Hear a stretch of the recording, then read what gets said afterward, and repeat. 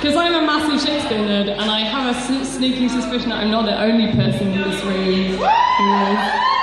I wrote a song about naughty bits in Shakespeare in all the plays and some of the poems in very loosely chronological order based upon Dr. Martin Wiggins' catalogue. I say very loosely because the rhyming patterns didn't quite fit. But anyway, it's quite a long song, so please bear with me. But please laugh and please clap.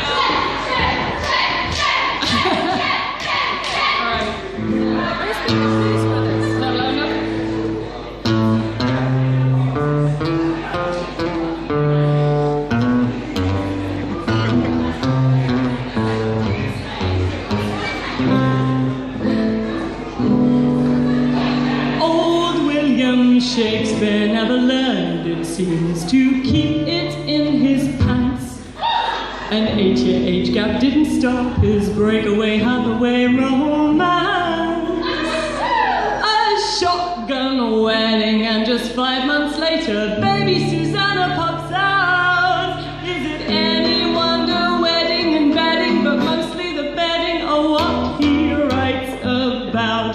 So we'll sing teenage heartthrob. One day you'll be a celebrity, but now you're a teenager with an overactive knob. Willie, Ellen loves you, don't leave her on her own. You're a lover, not a writer, don't leave town just to spite her, especially not if she has twins just before you go. Too late. So then our sweet, sweet swan of Avon, he swans off to pastures new. Does God knows what for 7 years, a teacher, an actor, a prostitute? No! Probably not. By 1593 he writes Henry, the 6 parts 1, 3 and 2, and the first lady he writes about is the psycho bitch Queen Margaret of Anjou.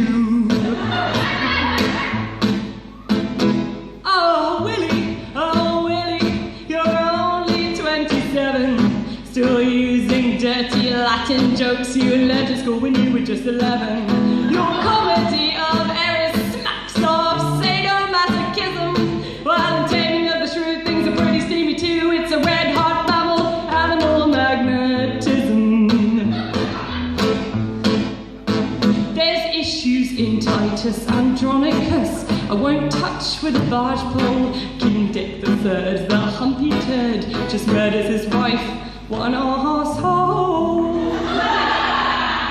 Your poem Venus and Adonis is just skinny dipping and girl power, and all the gentlemen too from Verona want to do is try to root for Sylvia just to get to plow her. Oh Willie, you're 30, writing Romeo and Juliet, and the rape of Lucrece. Oh come on please, they're as teenage emo as it gets. Oh Willie, your sonnets show you're fond of a dark-haired lady and a blonde-haired baby. Maybe you're tickling trout in the Earl of Southampton's pond. It's a reference to the life of Shakespeare starring Tim Curry. I do recommend it, it's very good. A Midsummer Night's Dream is just obscene. Oh, hello bestiality, no action in Dick number 2, and King John just warns you of bastardy. Meanwhile in Venice, Shylock rages while the 3 cross-dressers get deflowered. Lifesavers lost his 4 men hiding rampant boners for about 3 hours. Oh Willie, seems Falstaff is up next. Prince Halsber's bird, he's a silverhead stud and he likes to do the sex. Oh Willie, now you're 33, and let me just be blunt, cause Beatrice and Benedict's relationship is pretty slick, but Claudio in Much Ado is just a massive country bumpkin. Henry V is only used to playing with his balls at tennis. In Julius Caesar, Brutus is too preoccupied with political menace. What a prude. In As You Like and there's transvestite wooing all over the forest of Arden. And Hamlet the Dane puts Ophelia to shame when he scorns the dog, he sends her insane, and he scorns her lady garden. Oh, Willie, now you're 36, 12, 9, it goes a bit insane. More cross-dressing habits and they're added like rabbits, and why do all the gay men have Antonio as the name? Willie Troilus and Crescent Goers, swords and sandals, bomb fest. Well, measure for measure takes the thought of guilty pleasure too far, because Angelo is the ultimate sex pest.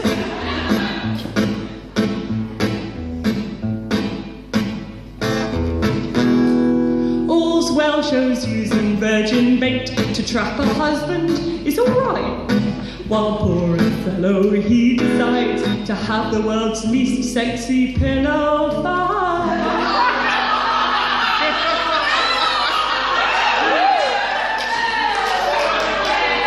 King Lear's no fun except for poor old Tom running around with no clothes to be seen, but the Scottish player blows them all away because Lady M is the definition of a killer queen. I would, mate, I would. Oh, Willie, now you're 42 and Cleopatra is the hottest lass yet. It's such a shame Antony was to blame. He couldn't keep his snake inside his basket. Timon isn't getting any, but with Pericles he didn't skimp. Tons of incest and horse randy pirates, of course. I guess that's what you get when you co-write with a pimp. Last verse, Aufidius is obvious. He wants it up the Coriolanus, and that lechy scene in Cymbeline where they stare at her freckly boob is just shameless. The winter's terror revolves around Leontes. Sexual jealousy can't be good. The Tempest ain't bad, Miranda's with the dad. He makes Ferdinand get an awful lot of wood.